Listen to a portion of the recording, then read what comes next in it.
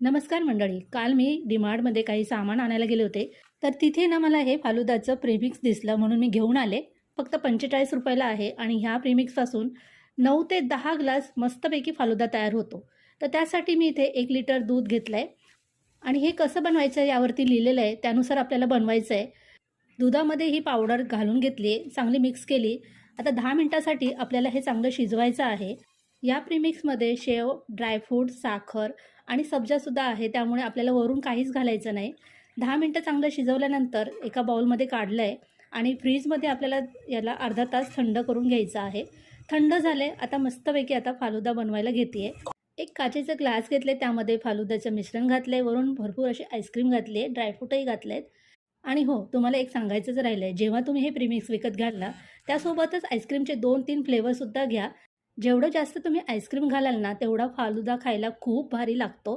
तर आम्ही हा फालुदा खातोय, तोपर्यंत तुम्ही चॅनलला सबस्क्राईब करा.